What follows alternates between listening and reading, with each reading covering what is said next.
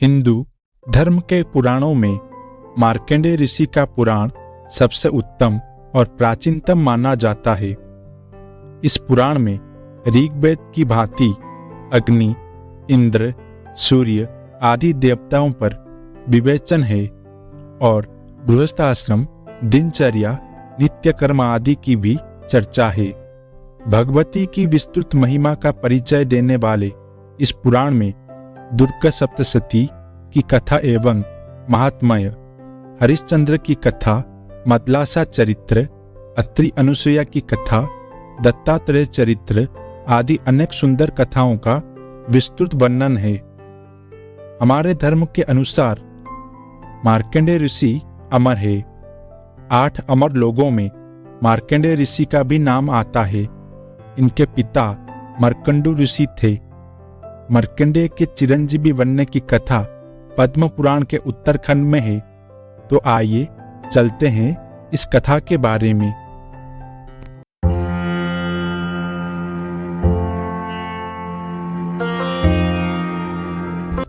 मार्कंडू मुनि ने अपने पत्नी के साथ घोर तपस्या करके भगवान शिव को प्रसन्न किया और उनके वरदान से पुत्र रूप में मार्कंडेय को पाया।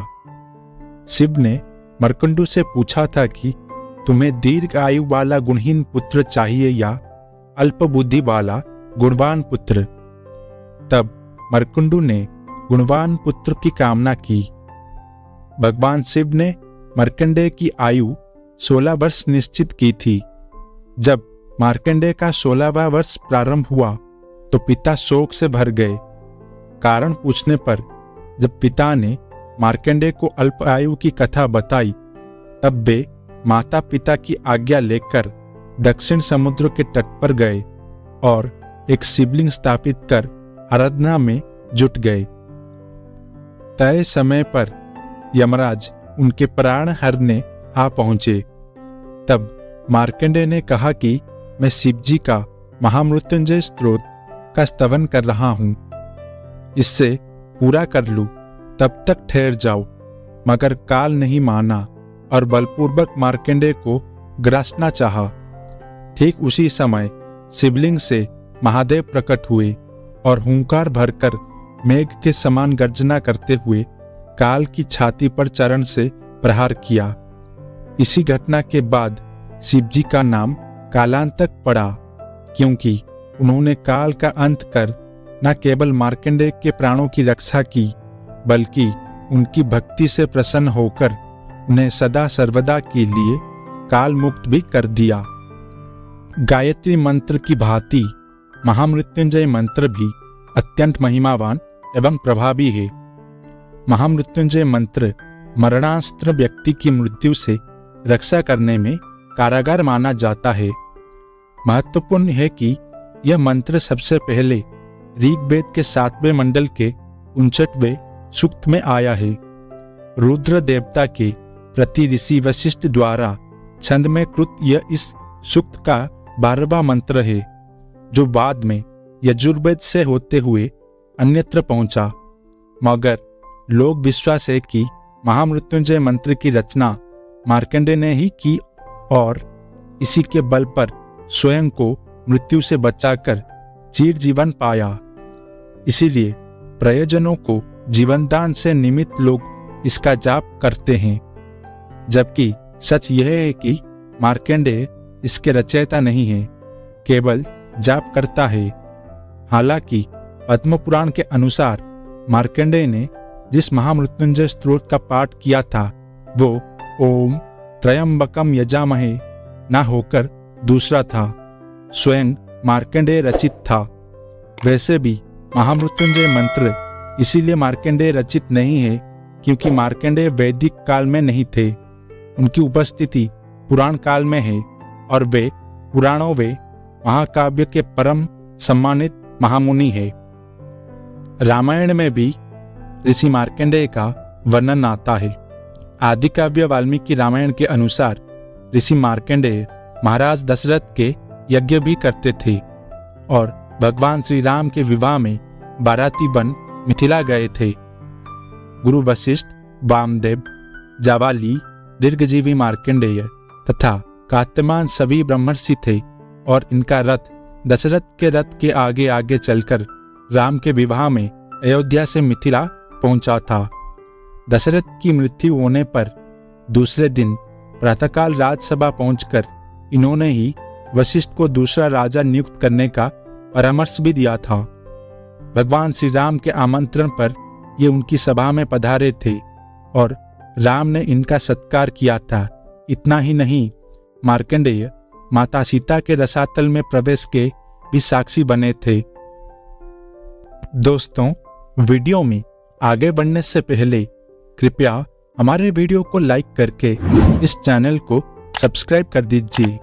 इससे हमारा मनोबल बढ़ेगा और आपके लिए ऐसे ही वीडियोस बनाने के लिए हमारा प्रयास जारी रहेगा। विश्व के सबसे बड़े महाकाव्य महाभारत में महामुनि मार्कंडेय अन्यत्र उपस्थित है। उन्होंने धृतराष्ट्र को त्रिपुराख्यान सुनाया तो भीष्म को श्री कृष्ण की कथा सुनाई थी। वे युधिष्ठिर की राजसभा में आए थे और भीष्म के सरसैया होने पर उनके ऋषि मुनियों के साथ उनके पास खड़े हुए थे। इन्होंने नचिकेता से शिव सहस्त्र नाम का उपदेश ग्रहण कर उसे उपमन्यु को दिया था। पांडवों के वनवास के समय ये 2 बार उनसे मिले थे। इस अवसर पर काम्यकवन में पांडवों के पास उपस्थित स्वयं भगवान श्री कृष्ण ने मार्कंडेय का पूजन किया था। तब अर्जुन 5 वर्षों तक देवताओं के पास रहकर दिव्य शस्त्र लेकर लौटे थे और श्री कृष्ण पत्नी सत्यभामा के साथ अर्जुन से मिलने काम्यकवन आए थे। इस विस्तृत उपपर्व में मार्कंडेय ने कर्मफल सहित अनेक प्रश्नों पर जो उपदेश दिया वह महाकाव्य की अनमोल धरोहर है। दूसरी बार मार्कंडेय पांडवों के पास तब पहुंचे थे जब वनवास के अंतिम दिनों में जयद्रथ ने द्रौपदी का हरण कर लिया था और युधिष्ठिर परम शोकाकुल थे। उस समय मार्कंडेय ने ही भगवान श्री राम और सावित्री की कथा सुनाकर युधिष्ठिर को धीरज बंधाया था। उन्होंने युधिष्ठिर से कहा था कि भगवान श्री राम के कष्ट के सामने तुम्हारा कष्ट अणुमात्र भी नहीं है, फिर क्यों दुखी होते हो। मार्कंडेय ऋषि को यह अमरत्व का वरदान ऋषियों और संतों के आशीर्वाद के कारण ही प्राप्त हुआ था। उन्होंने अपने बालपन में 1 वर्ष तक सभी संतों को साष्टांग प्रणाम करके उनका आशीर्वाद लिया था, जिसके फलस्वरूप उन्हें सप्त ऋषियों का आशीर्वाद प्राप्त हुआ। सप्त ऋषियों के आशीर्वाद के फलस्वरूप उन्हें ब्रह्मा जी का आशीर्वाद भी प्राप्त हुआ।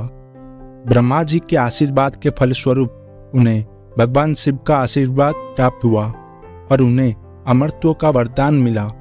इसीलिए शास्त्रों में संतों के आशीर्वाद की बहुत बड़ी महिमा बताई गई है।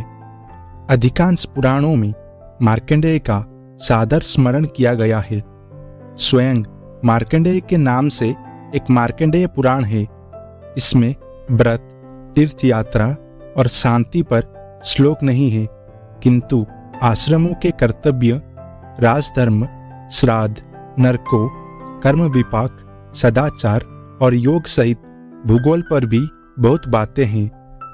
विशेष बात यह है कि इसके पहले से लेकर 42 अध्याय तक वक्ता ज्ञानी पक्षीगण है, जबकि 43वें अध्याय से अंत तक मार्कंडेय एवं उनके शिष्य क्रोष्टिक का संवाद है।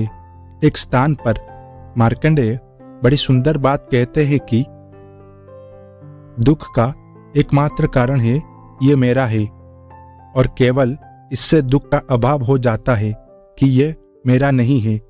इसी पुराण का एक भाग देवी महात्म्य या दुर्गा सप्तशती के नाम से लोक प्रसिद्ध है। मार्कंडेय इतने महिमावान है कि उनकी ख्याति उत्तर से दक्षिण तक फैली हुई है। देश में अनेक स्थानों पर मार्कंडेय के नाम से स्थान है और सभी को उनके जन्म एवं तपस्थली माना जाता है। पुराणों में इनकी तपोस्थली दक्षिण समुद्र का तट है, तो कुरुक्षेत्र में मार्कंडा नदी के समीप भी मार्कंडेय धाम बना हुआ है।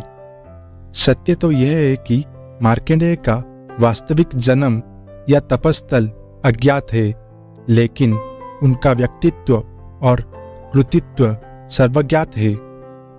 अपनी किशोर अवस्था में जिस प्रकार शिव भक्ति कर उन्होंने चिरंजीवी जीवन पाया, उसका प्रतीक यह है कि भाव प्रबल हो तो पत्थर से भी परमात्मा प्रकट हो जाता है। अपने उपदेशों में हर युग में मार्कंडेय सिखाते हैं कि जो तन व मन से जितना अधिक सात्विक जीवन जीता है, वो दीर्घायु और मृत्युंजयी होता है। यह मार्कंडेय के भी दीर्घायु होने का रहस्य है। महर्षि मार्कंडेय की कहानी अगर आपको अच्छा लगे तो इसे जरूर शेयर करें और इस वीडियो को लाइक, कमेंट और शेयर कीजिए। और अगर आप इस चैनल पर नए हैं तो प्लीज़ सब्सक्राइब कीजिए। राधे राधे।